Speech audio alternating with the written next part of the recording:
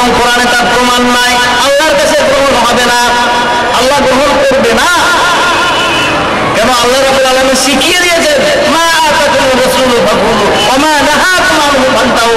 নবী যেটা দেয় নিয়ে নাও, যেটা নিষেধ করে ছেড়ে দাও। তাহলে হাদিসে নাই, কোরআনে নাই, আর বানাওয়াটি মশলা। আমি এক জায়গায় জলসা করেছিলাম, আমরা জলসা মশলা জানি না, টুটা ফাটা করলাম, এক জায়গায় বললাম যে ফেকা ফাঁকার কিচ্ছু দরকার নাই। যদি কোরআন হাদিসকে মেনে চলে, একটা মানুষের জীবন যাপন যথেষ্ট।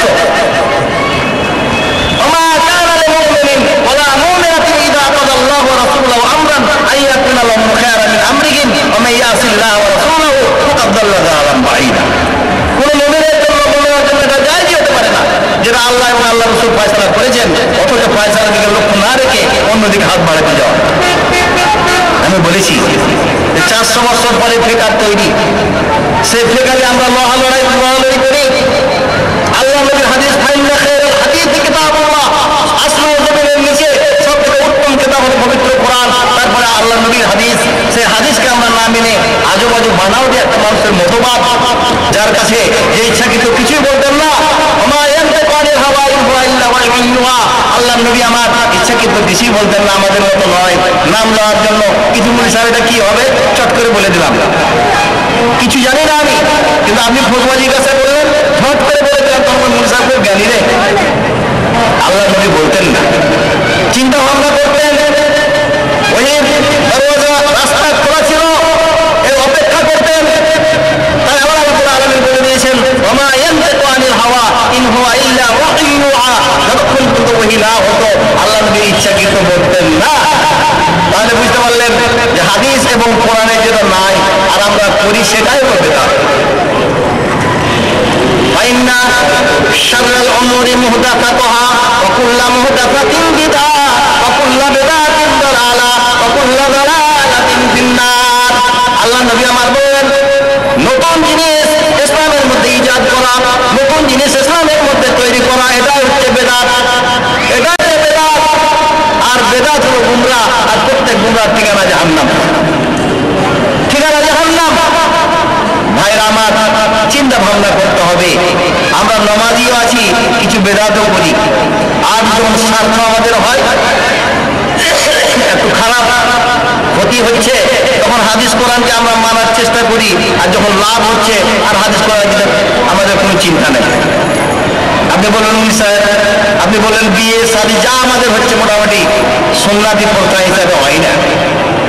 বেদাতকে আমরা আশ্রয় দিয়েছি, বেদাতকে আমরা ভালোবেসেছি, আমরা কিন্তু সুন্নতি পদ্ধতিতে কাজ করছি না। এই যে কোন প্রথা কোথায় পেলেন? আল্লাহ নবী আমার বললেন যে তোমরা নিজের স্ত্রীকে মোহর দিয়ে, নগদ মোহর দিয়ে তুমি নিয়ে এসো, আর সব থেকে দিয়ে আল্লাহর কাছে ভালো বরকতময় বিয়ে ওটাই যার মোহরটা হবে কম এবং আদায় হবে, নগদ হবে। ফোন নিচ্ছি মেয়ের বাপের কাছ থেকে এবং এরকম মোহর দিচ্ছি। আচ্ছা বলুন দেখি, এটা আল্লাহ এবং আল্লাহ নবী কোন জায়গায় বলেছেন কি? জাহেজ মেয়েরা জোর জবরদস্তি ইচ্ছাকৃত আপনাকে দায়িত্ব নিতে পারেন। যখন আপনাকে বলা হয় কোনো মুল্লি সাহেব আসে, ওই সময় কথাবার্তা হওয়ার সময় যখন হাদিসে নাই, ফোন লিয়া হবে না, আপনি একজন মুসল্লি হাজি মানুষ, তখন বলবেন আমার ছেলেটা খুব একটু বেয়ারা গো, আমার ছেলেটা কথা শুনছে না, আমার ছেলেটা কথা শুনছে না। আমি তো বাবার চেষ্টা করছি শরীয়তকে মেনে চলার, কিন্তু ছেলেটা একটু বেয়ারা, মানে আমার কথা শুনে না, আমার কথা। আর যখন ওই ছেলেটার বিয়ে পড়াচ্ছে, মুলি সাহেব বলছেন যে 500 টাকা লাগবে। মুলি সাহেব হাদিসে কোথায় পেলেন 500 টাকা? আল্লাহ নবীকে বলে যে বিয়ে পড়াতে 500 টাকা লাগবে। তখন বাহ, কত সুন্দর মুখস্থ তার হাদিসে পেয়েছেন। আর তখন বলছে আমার ছেলেটা বেয়ারা, আর যখন দিতে হবে তখন পাগল কাটছে, আর দিবার সময় কি খুব চালাক সাজছে। এটা আমাদের পদ্ধতি, কিন্তু বিদআত। আল্লাহ নবী আমার বললেন, মা আহাদাসা কওমুন বিদআতান ইল্লা রুফিয়া মিসলুহা মিন সুন্নাতিন। আল্লাহ নবী আমার বললেন, যখন একটা বেদাত মানুষ চালু করে, যখন একটা বেদাত আনে, তখন একটা সুন্নাত কিন্তু উঠে যায়, একটা সুন্নাত উঠে যায়। একটা খালি জায়গাতে আর একটা জিনিস যখন রাখবেন, তো একটা জায়গা তো খালি হবে। আল্লাহ নবী আমার বললেন, যখন কোন লোক বেদাত সৃষ্টি করে,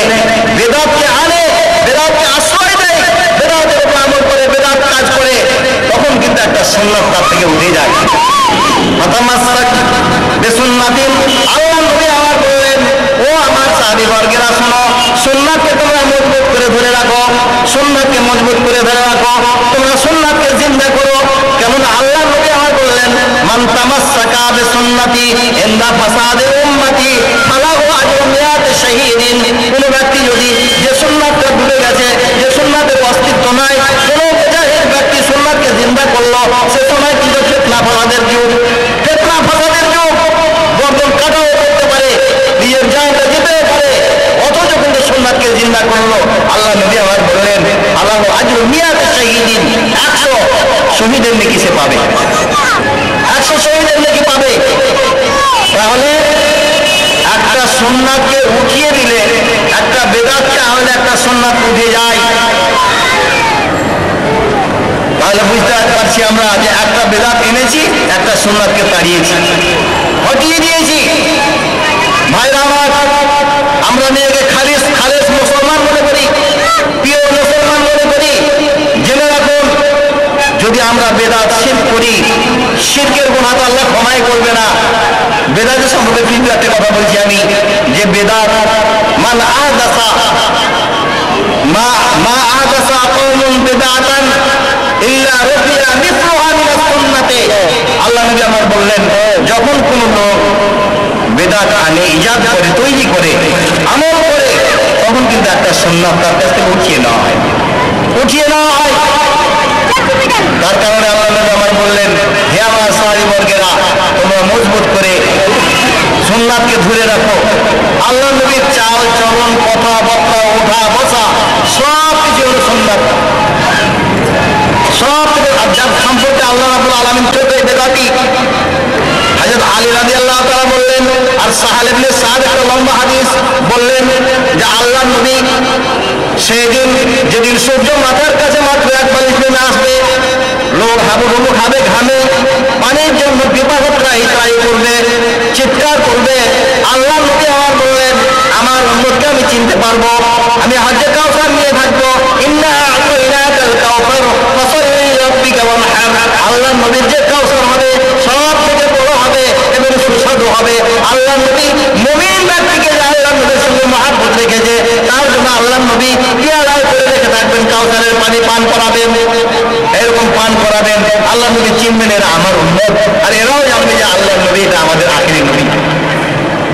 এক শ্রেণীর লোক আসবে পানি পান করার জন্য, মুখ শুকিয়ে থাকবে, পানি পান করার জন্য আসবে, ফেরেশতারা তাদের মধ্যে একটা পর্দা ঢেলে দিবে, পর্দা আড় করে দিবে। নবীকে বলবে, হে নবী, আপনি জানেন না এটা আপনার কম নয়, এরা হলো বেদাতি। আপনি ইন্তেকালের পরে নতুন নতুন বেদাত ইজাদ করেছিল, নতুন নতুন বেদাত ইজাদ করেছিল, এরা নতুন নতুন জিনিস তৈরি করেছিল, যেহেতু আপনার উম্মতেরা নয়।